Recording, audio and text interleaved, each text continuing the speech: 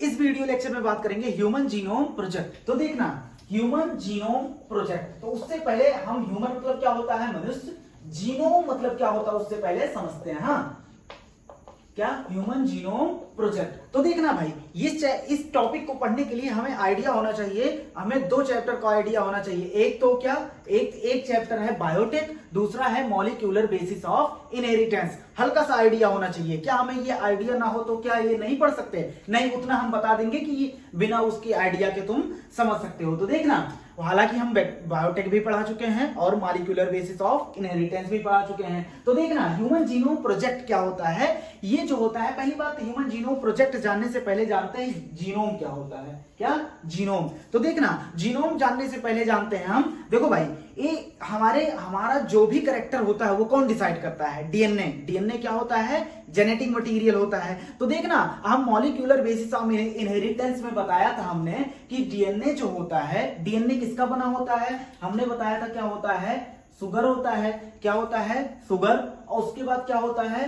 Nitrogenous base. क्या होता है? सुगर प्लस नाइट्रोजिनस बेस मिलकर क्या बनाता है? नाइट्रोजिनस बेस मिलकर बनाता है न्यूक्लियोसाइड। क्या बनाता है?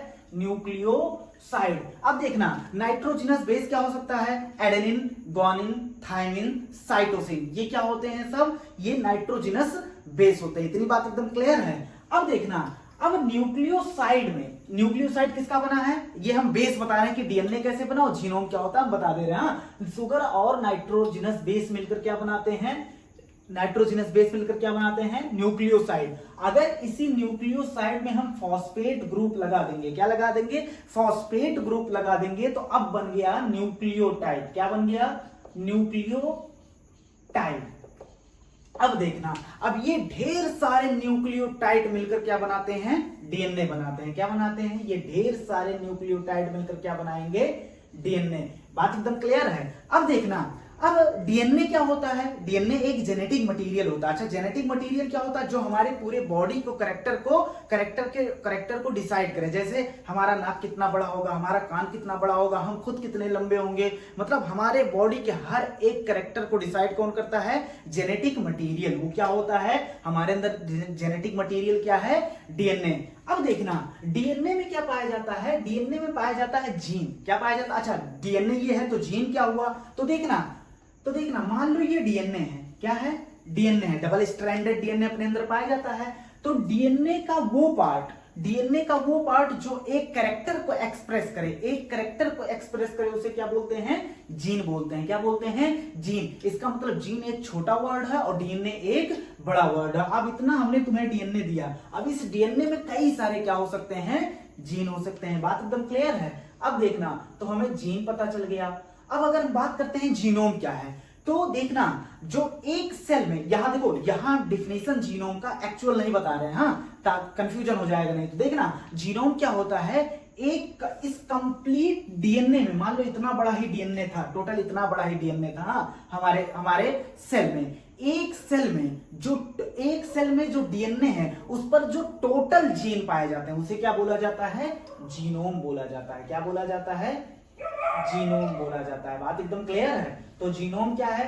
देखो भाई, जीनोम क्या होता है? सिंपली इसका एक्चुअल डिफिनेशन होता है, हम जो होते हैं डिप्लॉयड ऑर्गेनिज्म होते हैं। मतलब क्या होता है? एक सेट क्रोमोसोम ये पाया जाता है, 23 क्रोमोसोम ये पाया जाता है और 23 क्रोमोसोम इधर 46 क्रोमोसोम पाया जाता है, 23 पेयर कहा जाता है। हाँ, तो देखना, तो हैप्लॉइड सेट ऑफ क्रोमोसोम पर जो जीन पाए जाते हैं वो टोटल जीन को क्या बोला जाता है? जीनोम। लेकिन ये सब भूल जाओ। हाँ, जीनोम मतलब बस तुम्हें इतना जानना है कि एक सेल में जो sum total of gene present in a cell, उसे क्या बोलते हैं? जीनोम बोलते हैं। बात एकदम क्लियर है। सेल के अंदर क्या पाया जाता है? डीएनए। तो टोटल डीएनए पे जितने भी जीन पाए जाते हैं उसे क्या बोलते हैं? जीनोम। अब ह्यूमन जीनोम प्रोजेक्ट पे आते हैं। बात एकदम क्लियर है यहां तक। अब ह्यूमन जीनोम प्रोजेक्ट पर अगर आते हैं, तो ह्यूमन जीनोम प्रोजेक्ट जो होता है ये इंटरनेशनल प्रोजेक्ट था। हाँ, कई सारे साइंटिस्ट मिलकर क्या कर रहे थे?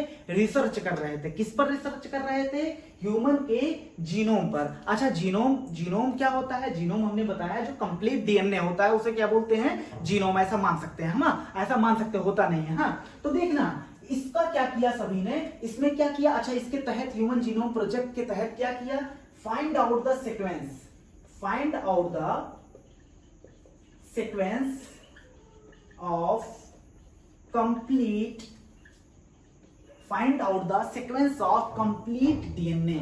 हाँ, कंप्लीट डीएनए जो एक सेल में पाया जाता है उसका पूरे का सीक्वेंस हमने क्या किया, फाइंड किया। किसके तहत, ह्यूमन जीनोम प्रोजेक्ट के तहत। अच्छा, ये सीक्वेंस क्या है, सीक्वेंस मतलब हमने बताया नाइट्रोजिनस बेस। हमने बताया नाइट्रोजिनस बेस क्या होता है, एडेनिन, थायमिन और क्या, ग्वानिन, साइटोसिन। तुमने सुना होगा साइटोसिन, तुमने सुना होगा एडेनिन और ग्वानिन के भी डबल हाइड्रोजन बॉन्ड पाया जाता है, और ग्वानिन एंड साइटोसिन में क्या पाया जाता है, ट्रिपल हाइड्रोजन बॉन्ड पाया जाता है। बात एकदम क्लियर है। ये 4 नाइट्रोजिनस बेस किसमें पाए जाते हैं, डीएनए में। तो हमारा डीएनए कैसा होता है, डबल स्ट्रैंडेड होता है। तो देखना, एक स्ट्रैंड ये है, एक स्ट्रैंड ये है। यहाँ एडेनिन, ग्वानिन, थायमिन, फिर एडेनिन, थायमिन, ऐसे ऐसे पूरा सीक्वेंस पाया जाता है। जितना बड़ा डीएनए होगा उतना ज्यादा क्या होंगे, नाइट्रोजिनस बेस होंगे। इसी सीक्वेंस को हमें जानना है पूरे कंप्लीट डीएनए में। किसके तहत, ह्यूमन जीनोम प्रोजेक्ट के तहत। बात एकदम क्लियर है। अच्छा, इसका कॉम्प्लीमेंट्री होगा, ए का कॉम्प्लीमेंट्री क्या होता है,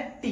कॉम्प्लीमेंट्री मतलब पूरक। हाँ, जी का क्या होगा, सी, टी का क्या होगा, ए। अच्छा, ए का क्या होगा, टी, और टी का क्या होगा, टी का कॉम्प्लीमेंट्री क्या होगा, ए। बात एकदम क्लियर है। तो इसी कंप्लीट सीक्वेंस को जानना ही क्या कहलाता है, इसी कंप्लीट सीक्वेंस को हम जानेंगे किस प्रोजेक्ट के तहत, ह्यूमन जीनोम प्रोजेक्ट के तहत। ये इंटरनेशनल प्रोजेक्ट था। बात एकदम क्लियर है। अब देखना, अच्छा किसकी मदद से जानेंगे, तो देखना, अब यहाँ बायोटेक का एक यूज होता है। तुम्हें कुछ भी नहीं पता, बायोटेक भी ना पता हो, हल्की सी जानकारी हम दे देंगे यहाँ पर, विद द हेल्प ऑफ, किसकी मदद से, विद द हेल्प ऑफ।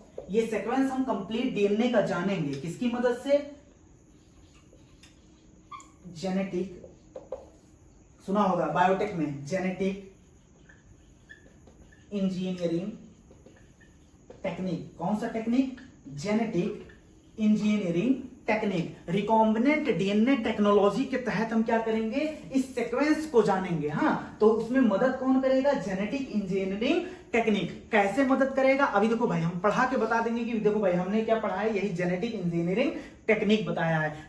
बाकी हमने बायोटेक में इसको काफी डिटेल में पढ़ा है। बात एकदम क्लियर है। तो देखना, अब बात करते हैं, इसको शॉर्ट में बोला जाता है HGP। क्या बोला जाता है, HGP। देखना, इसे मेगा प्रोजेक्ट कहा गया था। क्या बोला गया था, मेगा मतलब क्या होता है, बड़ा। क्या बोला गया था, मेगा प्रोजेक्ट। अब देखना, मेगा प्रोजेक्ट क्यों बोला गया था, ये सीख लेते हैं। हाँ, तो देखना, ये लॉन्च किया गया था, स्टार्ट कब किया गया था, 1 अक्टूबर 1990। हाँ, 1990। तुम्हें क्या जानना है, अक्टूबर भूल जाओ। हाँ, 1990 में स्टार्ट हुआ था, और कंप्लीट कब हुआ था, 2003। तो तुमसे पूछ ले भाई, कितने साल तक इस पर हमने, इस प्रोजेक्ट पर कितने साल तक काम किए, तो कितने साल तक काम किए, 13 ईयर तक हमने इस पर काम किया। तो ये बहुत बड़ा समय अंतराल है, टाइम ड्यूरेशन है कि नहीं है, तो इसीलिए इसे क्या बोला जाता है, मेगा प्रोजेक्ट। अभी और सारे रीजन है। तो देखना, अब लेकिन पूरी तरीके से इस पर स्टडी 2006 में कंप्लीट हुआ था। हाँ, इसके बाद भी, कंप्लीट होने के बाद भी स्टडी हुई थी, 3 साल और स्टडी हुआ था 2006 तक। लेकिन अब तुमसे पूछ ले कि कितने साल तक काम हुआ था, तो क्या लगाओगे, 13 ईयर। बात एकदम क्लियर है। अब देखना, मेगा प्रोजेक्ट इसको इसलिए भी बोला जाता है क्योंकि हम जानते हैं, साइंटिस्टों ने एस्टिमेट लगाया, अनुमान किया कि ह्यूमन जीनोम में जो होता है, ह्यूमन जीनोम, अच्छा जीनोम क्या होता है, टोटल डीएनए, मतलब एक हैप्लॉइड सेट ऑफ क्रोमोसोम को क्या बोल देंगे, जीनोम बोल देंगे। तो देखो, हमने मॉलिक्यूलर बेसिस ऑफ इनहेरिटेंस में पढ़ा था कि ह्यूमन जीनोम में कितने बेस पाए जाते हैं, कितने नाइट्रोजिनस बेस पाए जाते हैं। अच्छा, नाइट्रोजिनस बेस मतलब एडेनिन, ग्वानिन, थायमिन, ये सब। हाँ, तो कितने नाइट्रोजिनस बेस पाए जाते हैं, हमने पढ़ा था 3.3 इंटू 10 टू द पावर 9। अच्छा, 10 टू द पावर 9 मतलब क्या होता है, बिलियन। क्या होता है, बिलियन। हाँ, अच्छा, मिलियन 10 टू द पावर 6 अगर होगा तो क्या बोलेंगे, 1 मिलियन। अच्छा, 10 टू द पावर 12 होगा तो क्या बोलेंगे, 1 ट्रिलियन। अब देखना, तो 3.3 बिलियन बेस, हाँ, पेयर किसमें, एक हैप्लॉइड सेट ऑफ क्रोमोसोम में पाए जाते हैं। बात एकदम क्लियर है। अब देखना, तो ह्यूमन जीनोम जो होता है, इन्होंने साइंटिस्टों ने अनुमान लगाया, लगभग इसमें जो होता है 3 into 10 to the power 9 base pair. कितने बेस पेयर पाए गए, कितना अनुमान लगाया था, 3 बिलियन बेस पेयर। हाँ, अब देखना, अगर इन सब की सीक्वेंसिंग करनी है, हाँ, हमें सीक्वेंस जानना है इन सब की, हाँ, किसका, इन 3 बिलियन बेस पेयर का हमें सीक्वेंस जानना है। तो देखना, फॉर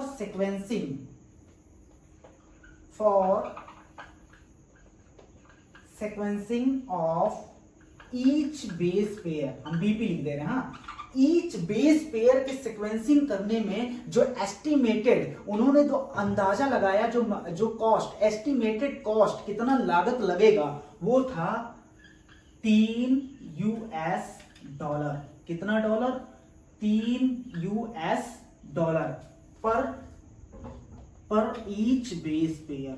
एक बेस पेयर की सीक्वेंसिंग करने के लिए, एक बेस पेयर का सीक्वेंस जानने के लिए कितना पैसा लगेगा, $3। अगर इसे इंडियन रुपीज में कन्वर्ट करोगे, $1 बराबर कितना होता है भाई, देखो ये वेरी करता रहता है, अभी का कितना है, लगभग $75। तो सोचो, एक बेस पेयर को अगर हमें जानना है तो कितना लगेगा, $3। तो 3 बिलियन बेस पेयर को जानने के लिए, टोटल 3 बिलियन बेस पेयर का अगर हमें क्या करना है, सीक्वेंसिंग करना है, तो टोटल एस्टिमेटेड कॉस्ट कितना आया, टोटल कॉस्ट आया कितना, 9 बिलियन। कितना आया, 9 बिलियन, हाँ, $। तो बताओ भाई, ये क्या थोड़ा रुपया है, मतलब बहुत ज्यादा इसमें क्या लगा है, पैसा लगा है। तो इसीलिए इसको एक रीजन ये भी है, क्या, मेगा प्रोजेक्ट कहा जाता है इसे। अब देखना, अगर हम बात करते हैं, तो हमने मान लो 3 बिलियन बेस पेयर को हमने क्या किया, हम पूरे सीक्वेंस को आइडेंटिफाइड कर लिया। अब उसे स्टोर कहां करेंगे, हाँ, देखना, इसके स्टोरेज के लिए समझना, इसके स्टोरेज के लिए इस इंफॉर्मेशन, किसका information, storage for information of sequence of DNA. हाँ, सीक्वेंस ऑफ डीएनए जो हमने ऑब्टेन किया है, कितना, 3 बिलियन, उस इंफॉर्मेशन को कहां स्टोर करेंगे। तो देखना, तब के जमाने में उतना डेवलप्ड सॉफ्टवेयर नहीं था, तो हम किस में करेंगे, बुक में करेंगे। किस में करेंगे, बुक में करेंगे। एक सिंगल सेल के डीएनए का, ये सिंगल सेल की बात हो रही, पूरी बॉडी की नहीं, एक सिंगल सेल की बात हो रही है। तो एक सिंगल सेल के डीएनए के इंफॉर्मेशन को स्टोर करने के लिए, देखना, अगर उसे बुक में करते हैं तो कितना बुक लगेंगे, इसमें लगेगा 3300 बुक। कितने, 3300 बुक लगेंगे 3 बिलियन बेस पेयर को स्टोर करने के लिए। अच्छा, ये कौन से बुक होंगे, 1 पेज वाले, 2 पेज वाले, 5 रुपए वाले, नहीं, हर एक ईच बुक, प्रत्येक बुक में कितने पेज होंगे, 1000 पेज होंगे। कितने पेज होंगे, 1000 पेज होंगे। अब देखना, 1000 पेज होंगे प्रत्येक बुक में। अच्छा, ये पेज कितना बड़ा होगा, इतना छोटा नहीं, देखना, हर एक पेज में, ईच पेज, हर एक पेज में हर एक पेज ऐसा होगा कि उसमें 1000 लेटर क्या किया जा सके, लिखा जा सके। हाँ, तो हर एक पेज कितने लेटर वाला होगा, 1000 लेटर वाला होगा। तो देखना, ये क्या है, 3300 बुक लगेंगे, किसको, 3 बिलियन बेस पेयर को स्टोर करने के लिए कितने बुक लगेंगे, 3300 बुक लगेंगे। और उस एक बुक में कितना पेज होगा, 1000 पेज होगा। और उस एक पेज में कितने लेटर आएंगे, 1000 लेटर आएंगे। तो ये क्या था, बहुत बड़ा एक चुनौती था। देखना, बहुत बड़ा क्या, बहुत सारे बुक लग जाते हैं। इसीलिए डेवलप किया गया बायो इन्फॉर्मेटिक्स। क्या डेवलप किया गया, बायो इन्फॉर्मेटिक्स। अब देखना, ये क्या होता है, बायो इन्फॉर्मेटिक्स। तो देखना, बायो इन्फॉर्मेटिक्स बायोलॉजी में एक नया फील्ड था। क्या था, एक नया एरिया था बायोलॉजी में। देखना, तो इसी के चलते हम बुक में स्टोर करेंगे, भाई बहुत ज्यादा टाइम, पैसा, सब कुछ लग जाएगा। हाँ, अब बताओ, 3300 बुक, हाँ, वो भी एक बुक 1000 पेज का, वो भी एक पेज में 1000 लेटर हूं, तो भाई बहुत बड़ी बात है। हाँ, अब देखना, तो अगर हम बात करते हैं किस पे, बायो इन्फॉर्मेटिक्स क्या होता है, तो इसीलिए डेवलप्ड क्या किया गया, बायो इन्फॉर्मेटिक्स। देखना भाई, बायो इंफॉर्मेटिक्स हेल्प करता था ह्यूमन जीनोम प्रोजेक्ट में। कैसे करता था? तो देखना, सबसे पहली बात, बायो इंफॉर्मेटिक क्या था? एक न्यू फील्ड था, न्यू एरिया था, न्यू क्षेत्र था, किसमें? बायोलॉजी में। अब देखना इसमें क्या किया जाता था, इसमें देखना, इन विच बायो इंफॉर्मेटिक्स में क्या किया जाता था? Computer hardware and software developed किया जाता था। ऐसा कंप्यूटर, ऐसा हार्डवेयर एंड सॉफ्टवेयर डेवलप्ड किया गया ताकि वो स्टोर कर सके बायोलॉजिकल डाटा को स्टोर कर सके और एनालाइज कर सके। बात एकदम क्लियर है? तो बायो इंफॉर्मेटिक्स का क्या है? बायो इंफॉर्मेटिक्स में क्या किया गया, क्या बनाया गया? कंप्यूटर हार्डवेयर एंड सॉफ्टवेयर बनाया गया जिससे वो क्या कर सके? स्टोर कर सके क्या? बायोलॉजिकल डाटा, जो भी ये डाटा उसको स्टोर कर सके। तो देखना, अब bio informatics is a new field in which, जिसमें क्या किया गया? Computer hardware and software developed किया गया। हाँ, अच्छा, किस लिए डेवलप्ड किया गया? To store and analysis of biological data. इसमें सिर्फ बायोलॉजिकल डाटा भी नहीं होता है, इमेज भी स्टोर कर सकते हैं, अदर इंफॉर्मेशन भी स्टोर कर सकते हैं। उसे क्या बोलते हैं? बायो इंफॉर्मेटिक्स बोलते हैं। इतनी बात एकदम क्लियर है? अच्छा देखना, बायो इंफॉर्मेटिक्स तो हमें पता चल गया, तो इससे बचने के लिए हमने क्या डेवलप किया? Bio informatics. कह सकते हैं एक टाइप का क्या है? बायो इंफॉर्मेटिक्स एक फील्ड है जिसमें क्या किया जाता है? हार्डवेयर एंड सॉफ्टवेयर बनाया गया था ताकि क्या स्टोर कर सके हम? डाटा, बायोलॉजिकल डाटा को उसमें स्टोर कर सकें, हाँ, और उसके बाद एनालिसिस भी कर सकें। अच्छा, ये बायो इंफॉर्मेटिक्स जो होता है, इसके लिए क्या तुम चाहोगे? कैसा कंप्यूटर यूज करना चाहोगे? हाँ, कैसा कंप्यूटर जो लो स्पीड पे चले? नहीं, तो हम ऐसा डिवाइस यूज करना चाहेंगे, हाँ, तो रिक्वायर हाई स्पीड, क्या, जिसकी स्पीड क्या हो? High speed computation. High speed computation मतलब क्या होता है? बहुत तेजी से गणना करने वाला, हाँ, हाई स्पीड कंप्यूटेशन डिवाइस। हाँ, तो इसको बायो इंफॉर्मेटिक्स को किसकी जरूरत थी? ऐसा डिवाइस जो बहुत तेजी से गणना कर सके, क्योंकि हमें कितने बेस पेयर की गणना करना है? 3 बिलियन बेस पेयर की क्या करना है? गणना करना है। तो देखना, अच्छा, हाई स्पीड कंप्यूटेशन डिवाइस क्या रिक्वायर है? किस लिए? ताकि हम क्या कर सकें? स्टोर कर सकें। किसको? सीक्वेंस को क्या कर सकें? स्टोर कर सकें, हाँ, और उसके बाद उसमें अगर कोई कमी आ गई हो तो उसको चेंज कर सकें, हाँ। रेट्राइवल मतलब क्या होता है? उसमें करेक्शन हम कर सकें और उसकी एनालिसिस कर सकें, हाँ, उसकी एनालिसिस कर सकें। तो इसके लिए हमें किसकी जरूरत थी? इसके लिए हमें जरूरत थी बायो इंफॉर्मेटिक्स। और बायो इंफॉर्मेटिक्स की किसकी जरूरत थी? ऐसा डिवाइस जो बहुत तेजी से गणना कर सकें ताकि हम चीजों को क्या कर सकें? स्टोर कर सकें आसानी से। रेट्राइवल मतलब उसमें करेक्शन कर सकें और उसका क्या कर सकें? एनालिसिस कर सकें। अब देखना, बात करते हैं ऑर्गेनाइजेशन। अगर इसके ऑर्गेनाइजेशन की बात करते हैं, जो ऑर्गेनाइजेशन स्टार्ट हुआ था, कब हुआ था? 1990 में ऑर्गेनाइजेशन स्टार्ट हुआ था। अच्छा, किसने स्टार्ट किया था? तो देखना, इसे दिमाग में रखना है। देखना, किसने स्टार्ट किया था? US department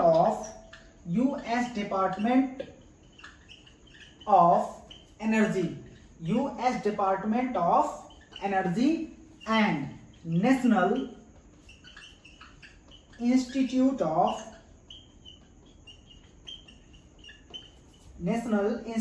of health. इन दोनों ने क्या किया था? ऑर्गेनाइजेशन किसका ऑर्गेनाइजेशन स्टार्ट किया था? ह्यूमन जीनोम प्रोजेक्ट का। कुछ ही सालों में, early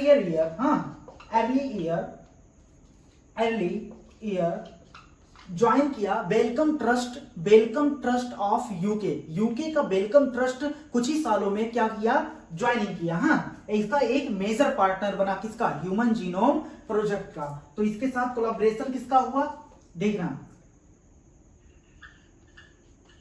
welcome trust of UK, हाँ, इसका एक मेजर पार्टनर बना ह्यूमन जीनोम प्रोजेक्ट का। तो बाद के सालों में कई सारे देश इसमें कंट्रीब्यूट किए, जैसे जापान हो गया, चाइना हो गया, और कौन हो गया, जर्मनी हो गया, एंड अदर देश भी इसमें क्या किए, कंट्रीब्यूशन किए। बात एकदम क्लियर है। तो दिमाग में क्या रखना है, 1990 में क्या हुआ, ऑर्गेनाइजेशन का स्टार्टिंग हुआ।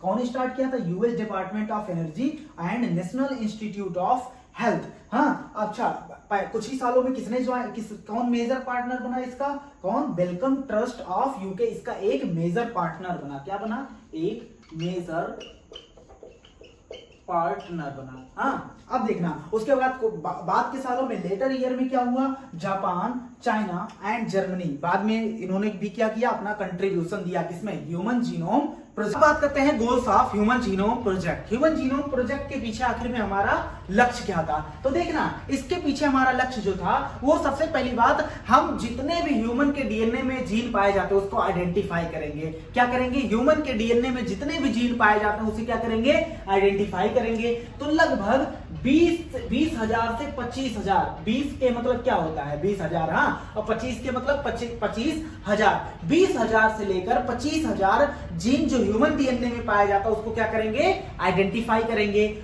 उसके बाद हम क्या करेंगे, उसके बाद डिटरमाइन करेंगे। क्या करेंगे, डिटरमाइन करेंगे 3 बिलियन, कितना, 3 billion base pair, chemical base pair, मतलब जो नाइट्रोजिनस बेस पेयर 3 बिलियन पाया जा रहा है उसे क्या करेंगे, उसकी सीक्वेंसिंग करेंगे, पूरा उसको सीक्वेंस में लाएंगे। बात एकदम क्लियर है। अब हमने सीक्वेंसिंग कर ली, अब इसको कहीं ना कहीं तो स्टोर करना पड़ेगा ना। तो देखना, तो क्या करेंगे, स्टोर दिस इंफॉर्मेशन, इस इंफॉर्मेशन को क्या करेंगे, स्टोर करेंगे इन डाटाबेसेस। किस बेस पर, डाटाबेस पे क्या करेंगे, इस इंफॉर्मेशन को हम स्टोर करेंगे। अच्छा, स्टोर करेंगे तो डाटा एनालिसिस भी हमें करना पड़ेगा। तो डाटा एनालिसिस के तरीकों में भी हम क्या करेंगे, इंप्रूवमेंट लाएंगे। ऐसा हम चाहेंगे कि अच्छा से अच्छा तरीका हमें मिल जाए डाटा एनालिसिस करने के लिए। बात एकदम क्लियर है। तो देखना क्या करेंगे, इंप्रूव द टूल्स, टूल्स मतलब होता है तरीका, for data analysis, data analysis के लिए जो तरीका उसमें क्या करेंगे, इंप्रूवमेंट लाएंगे। बात एकदम क्लियर है।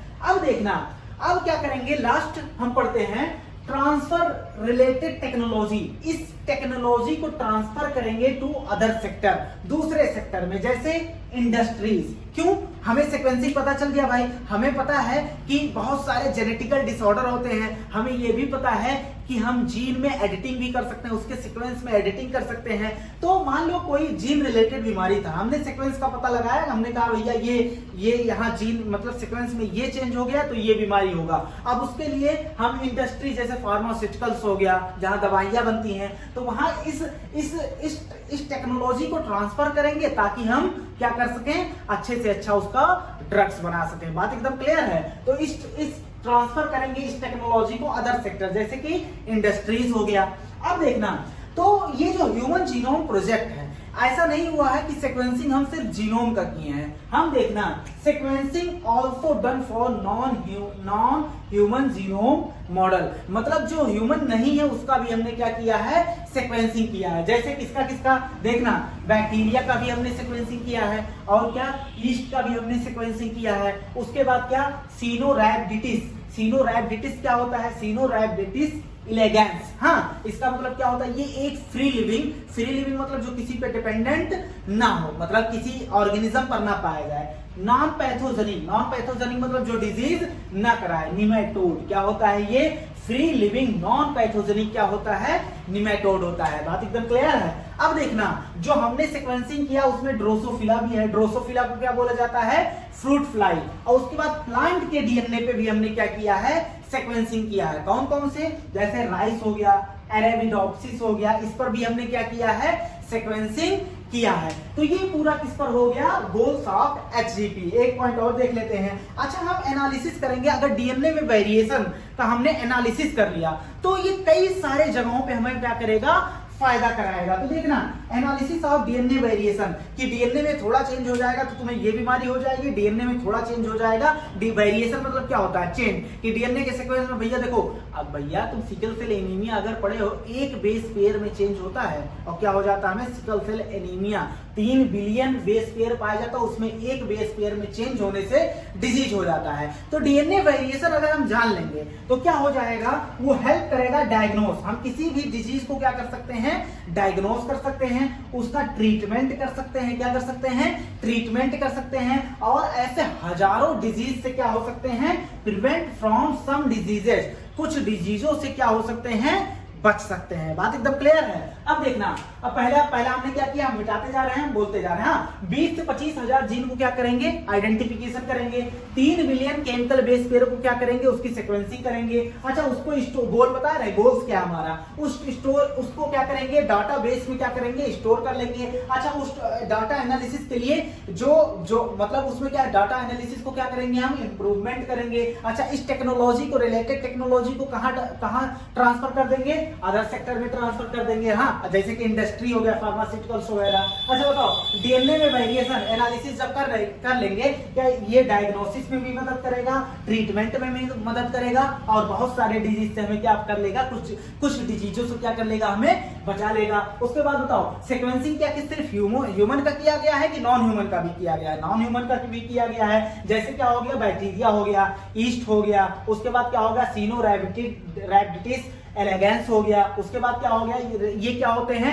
ये निमेटोड होता है, फ्री लिविंग होता है कि पैरासाइट होता है? फ्री लिविंग होता है। पैथोजेनिक होता है या नॉन पैथोजेनिक होता है? पैथोजेनिक होता है। अच्छा, ये निमेटोड है कि क्या है? निमेटोड है। अच्छा, क्या ड्रोसोफिला पे भी किया गया है? क्या उसकी भी सीक्वेंसिंग की गई है? उसके बाद प्लांट पे भी किया गया है। अच्छा, प्लांट में भी कौन? राइस एंड अरेबिडोप्सिस पे भी किया गया है। बात एकदम क्लियर है। अब बात करते हैं मेथोडोलॉजी।